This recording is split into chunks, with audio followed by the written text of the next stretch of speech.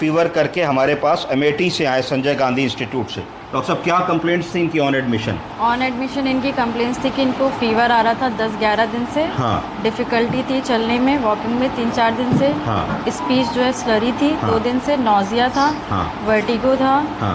Vomiting के episodes थे, 7-8 episodes per day हो रहे थे। हाँ। अनेबल टू वॉक थे। हाँ। गेट इंस्टेबिलिटी थी। बॉडी एक था। 2-3 दिन से लॉस ऑफ एपेटाइट था। कॉन्स्टिपेशन था। तो इतनी सारी चीज़ें एक 22 साल के व्यक्ति में क्यों होंगी? तो दिमाग में एक डाउट आता है कि बुखार आया और हफ्ते भर में एक यंग लड़का जो चल फिर रहा था, अपनी एक्टिविटीज़ खुद कर रहा था, एकदम से डाउन हो गया, है ना? तो बेटे सुरेश, ज़रा सा ताली बजा के दिखाओ 10 बार, हाथ ऊपर करके, दोनों हाथ चलाओ।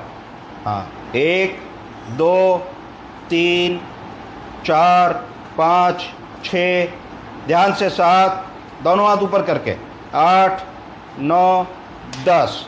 तो हमने देखा कि इस समय जो सुरेश हैं इनको कोऑर्डिनेशन डेफिसिट है, ये क्लैप नहीं कर पा रहे, बॉडी इनके कंट्रोल में नहीं है। It started with fever. तो हम लोगों ने इनको वर्कअप करना ग्रेजुअली शुरू किया और फिर ये समझ में आया कि इनको मेनिंजाइटिस की बीमारी है, दिमागी बुखार, जिसके कारण इनको सेरिब्रोस्पाइनल फ्लूइड और ब्रेन में सूजन आ गई है, इन्फेक्शन हो गया है। मेनिंजेस, ब्रेन के अंदर मेनिंजेस होते हैं, मेनिंजेस आर इन्फ्लेम्ड, जिसकी वजह से ब्रेन का प्रेशर, जिसको इंट्राक्रैनियल प्रेशर कहते हैं, वो बढ़ जाता है। रेज्ड आईसीपी के कारण कोऑर्डिनेशन नहीं कर पा रहे, चल नहीं पा रहे हैं, बोलने में दिक्कत है। कैसे हो बेटे? ठीक है सर। नाम बताओ। सुरेश कुमार। कहाँ रहते हो? देखिए क्लैरिटी नहीं है इनकी स्पीच में, है ना, पर कल के मुकाबले ही इज़ बेटर। तो अब हम लोगों को इनको क्या ट्रीटमेंट देना है? हम लोगों ने देखा कि जो ये इन्फेक्शन है ब्रेन के मेनिंजेस में, ये बैक्टीरियल ओरिजिन का है, ये वायरल ओरिजिन का है, ट्यूबरकुलर ओरिजिन का है या फंगल ओरिजिन का है।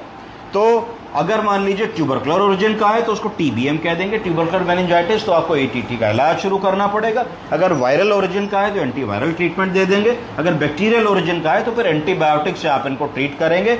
हर एंटीबायोटिक का ब्रेन में परफ्यूजन नहीं होता है, तो वैसी एंटीबायोटिक चाहिए होंगी जिनका ब्रेन में परफ्यूजन होता है, जिनका सेरिब्रल परफ्यूजन सबसे ज़्यादा होता है, ब्रेन के सीएसएफ में एमआईसी वैल्यू सबसे ज़्यादा होती है।